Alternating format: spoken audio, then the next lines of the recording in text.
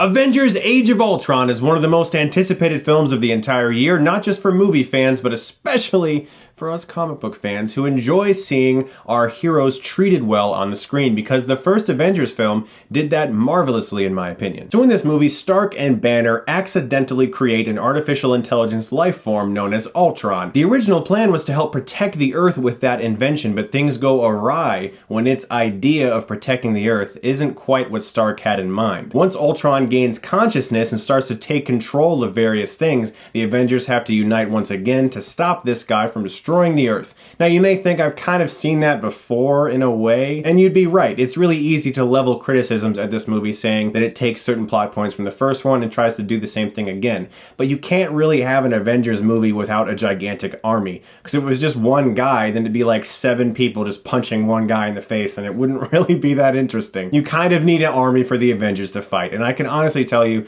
this is the most fun I've had at the movies so far in 2015. This movie is filled to the brim with incredible action sequences, but it's all handled great. I mean, the shots look fantastic. The CGI is virtually seamless. There isn't that one shot where you go, yeah, that's computer right there. I mean, you know it's computer, but it doesn't affect your appreciation of it. I could go on and on just about the Hulkbuster scene in general, but let's talk about the things that really matter in this movie, and what that is the characters. You go to these movies for those characters. Those are really the most important thing, and Whedon has once again crafted excellent dialogue for these guys to banter with. The arguments they have are truly hilarious. The dialogue is still very witty and very funny. His humor is laced throughout this entire movie, and it's very welcomed. You go to these movies for the characters and for the action, and those two things are handled so well that I couldn't help but have a lot of fun with this movie, despite some flaws. So let's talk about some of those flaws, because this is not a perfect movie. In my opinion, it is not quite as good as the first Avengers. In fact, I think Winter Soldier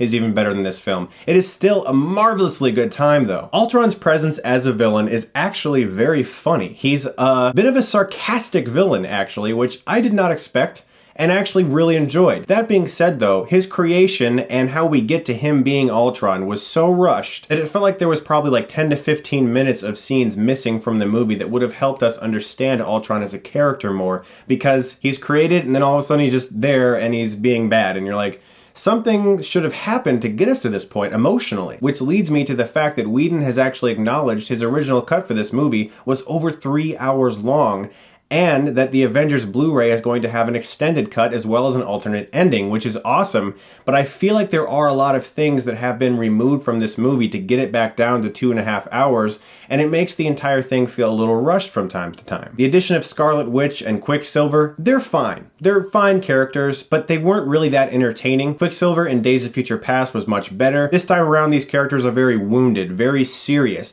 There are certain plot points that are brought up about their past that's not resolved or really ever mentioned again. And one of the biggest challenges that Marvel faces now is the fact that all of these movies are very episodic in nature. They all have to tie into each other in some way. And so there are certain scenes throughout this movie and their other films that are needed to help explain things that happened previously or that are going to happen in upcoming movies, and they sometimes come off as contractually obligated scenes, like a scene where Thor visits this well that doesn't really fit in this film, but makes sense for what's coming up in Thor Ragnarok. It's just that in this film you feel like, what's this doing here? And those are really my only issues with this film. The most important part of the Avengers movies, in my opinion, is getting the characters correct. And my gosh, Joss Whedon just nails it. The chemistry between these characters is so real and is still there. It might even be better than in the first film. There's also way more of an attempt to humanize Hawkeye in this movie, to make him more than just the cool guy with the bow and arrow. And that was really cool. It was great to see more attention given to these characters, a slightly more complex character building plot throughout this movie. And the added complexity of humor and backstory and things like that really gave a lot more to these characters and made them seem more like human beings and less like superheroes, which I thought was really great. And I could gush about the action all day because it is handled so well. There's tons of it. It's really a comic book fan's dream to see these guys on screen together, and we can get kind of inundated with all these comic book movies nowadays and forget the fact that we are actually getting the privilege to live in a time where we can see Iron Man, Captain America, Hulk, Black Widow, and all these people on screen at once. Let's not take that for granted. That's pretty awesome, and Joss Whedon did a very good job molding these characters and making them very likable, despite the fact that the plot is a little bit rushed rushed, and Ultron as a villain does not have the type of origin that allows us to really get into his character that he should. And really quickly, I'm not going to talk too much about this character because you don't know that much about him and I don't want to spoil too much, but I really liked Paul Bettany as Vision.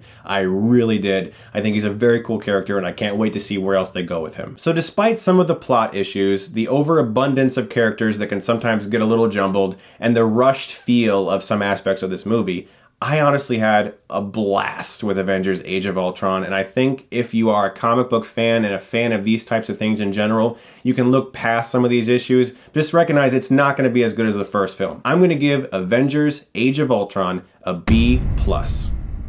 Guys, I cannot wait for you to experience this movie on the big screen in the theater, and please, actually go see it in the theater. Don't watch it online. Don't do that. Just go to the movie and experience this on the big screen like it should be. And if you don't want to go to the theater, wait for the Blu-ray. Support these guys. They're making good entertainment.